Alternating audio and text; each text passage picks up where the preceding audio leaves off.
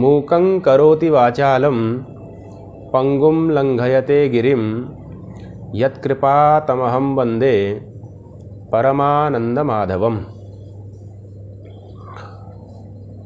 कारक विचारः। इस विषय को लेकर यह वीडियो बनाई जा रही हैं। इस प्रकरण के प्रथम पाठ के रूप में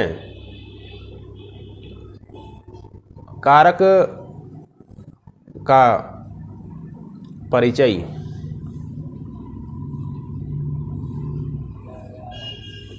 कराया जा रहा है। वस्तुतः कारक को अत्यंत कठिन विषय माना जाता है, लेकिन वस्तु स्थिति ऐसी है नहीं। कारक एक सरल विषय है। बस ये है बात कि इसकी व्यापकता बहुत है। यह विषय अत्यधिक विस्तृत है, फैला हुआ है। मूल बात कारक को समझने के लिए जो समझनी चाहिए वह यह है कि कोई भी व्यक्ति ऐसा नहीं मिल सकता जो क्रिया न करता हो। अर्थात प्रत्येक व्यक्ति कोई न कोई क्रिया अवश्य ही करता है। क्रिया का तात्पर्य उठना, बैठना, चलना, जाना, खाना, पीना इत्यादि से होता है। ये तो सभी समझते ही हैं। तो ये क्रिया एक ऐसा तत्व है जिसको किए बिना कोई भी व्यक्ति रह ही नहीं सकता। जाने अनजाने कोई व्यक्ति कोई क्रिया नहीं भी कर रहा है तब भी क्रिया हो रही है। खाली बैठा है तब भी क्रिया हो रही है। क्या क्रिया हो रही है? तो आंखें पलक झपक रही हैं, श्वास प्रश्वास हम सांस ले रहे हैं, ये भी एक क्रिया है। इसीलिए गीता में भगवान श्री कृष्ण ने कहा कि यह जो त्रिगुणात्मिका प्रकृति है, सत्व रज तम से बनी हुई प्रकृति है, यह प्रकृति मानव मात्र से क्रिया जाने अनजाने में करवाती ही रहती है। तो क्रिया के बिना कोई भी मानव अथवा व्यक्ति रह ही नहीं सकता। क्रिया होना स्वाभाविक है। अब इस क्रिया को उत्पन्न करने वाली जो शक्ति है, जिस शक्ति से यह क्रिया उत्पन्न होती है, उसी शक्ति का नाम कारक है। यह मूल बात कारक के विषय में समझनी चाहिए। संस्कृत जगत के महान विद्वान, प्रसिद्ध वैयाकरण अर्थात व्याकरण को जानने वाले आचार्य हुए हैं आचार्य भर्तृहरि जी। वो स्पष्ट रूप से वाक्यपदीय नामक ग्रंथ में कहते हैं कि क्रिया को निष्पन्न करने वाली जो शक्ति है, जिस शक्ति से क्रिया उत्पन्न होती है, संपादित की जाती है, वो शक्ति ही कारक है। तो सामान्य रूप से कहें या मूल रूप से कहें या फिर परम लक्षण के रूप में कहें, कारक का क्या लक्षण होगा, तो इतना समझना चाहिए कि क्रिया को निष्पन्न करने वाली जो शक्ति है,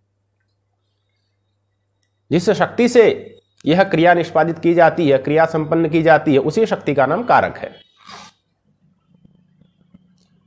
अब इस शक्ति के अनेक प्रकार कल्पित किए गए हैं।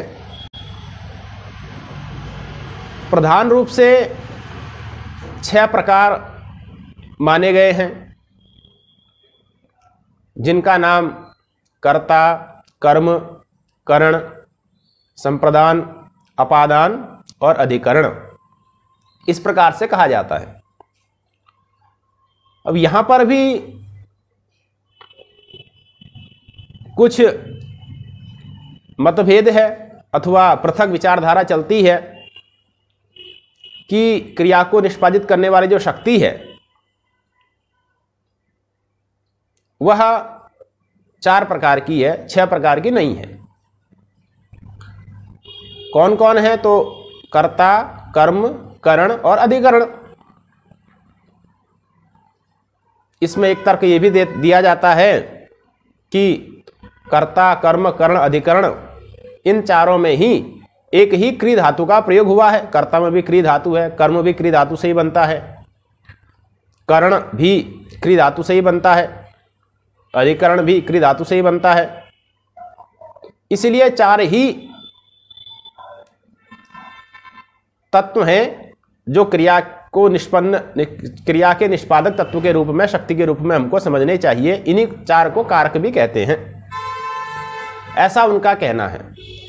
यह भी एक मत है, हालांकि यह मत समादृत है, सभी लोग इसका आदर करते हैं। इसके पीछे अनेक तर्क हैं। जो पाणिनि व्याकरण है, जो कि अभी प्रचलित है, संस्कृत का जो सबसे प्रसिद्ध व्याकरण है पाणिनि व्याकरण, उस पाणिनि व्याकरण में 3 आचार्य हुए हैं, आचार्य पाणिनि, आचार्य कात्यायन और आचार्य पतंजलि। इन तीनों का आग्रह 6 कारक मानने में है। इन्होंने संप्रदान और अपादान को भी कारक के रूप में माना है।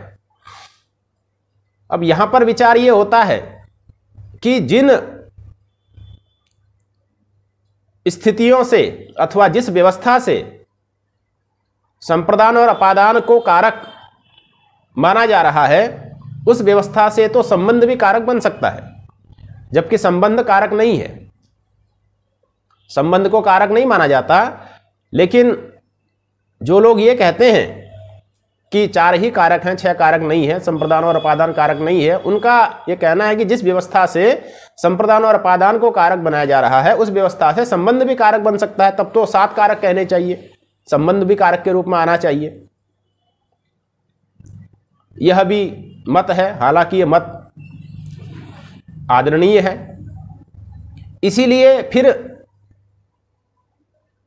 सिद्धांत के रूप में इस प्रकार से भी कहा जाता है कि पाणिनि व्याकरण में 6 कारक माने गए हैं और वस्तुतः 4 ही कारक होते हैं, ऐसा भी मत चलता है।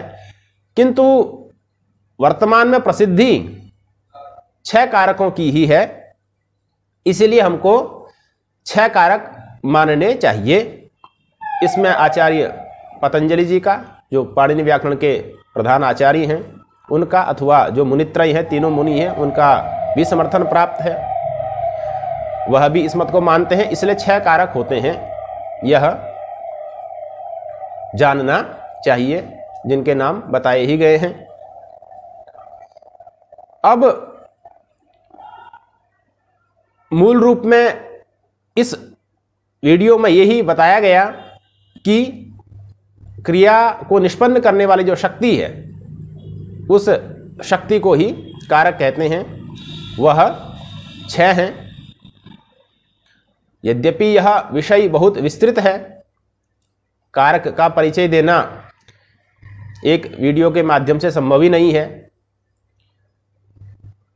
हमारी परंपरा में तो इस प्रकार से गुरुजन कहते हैं कि जैसे नैयायिकों का पूरा जीवन अनुमान में ही बीत जाता है, उसी प्रकार से जो व्याकरण शास्त्र के विद्वान हैं, शब्द शास्त्र के विद्वान हैं, उनका पूरा जीवन कारक प्रकरण में ही बीत जाता है। तो क्रमशः धीरे धीरे प्रत्येक कारक पर विचार किया जाएगा। उससे पूर्व कारक पर जो विशेष बातें करनी हैं, कारक के परिचय के रूप में जो विशेष बातें करनी है, वो की जाएंगी। कारक का परिचय देने वाला प्रथम जो सूत्र है आचार्य पाणिनि जी के द्वारा रचित कारकेय सूत्र है। कारकेय सूत्र से ही कारक इस विषय का प्रारंभ होता है। इस कारकेय सूत्र पर पर्याप्त विचार हुआ है। जिन विचारों को यथाक्रम आगामी वीडियो के माध्यम से बताया जाएगा, उसके बाद 6 कारकों पर विचार किया जाएगा। इसके अतिरिक्त जो इससे संबंधित विचार होंगे उन विचारों को भी वीडियो के माध्यम से बताने का प्रयास किया जाएगा। तो यह प्रथम वीडियो केवल कारक का सामान्य परिचय के रूप में आपके समक्ष प्रस्तुत है। ओम।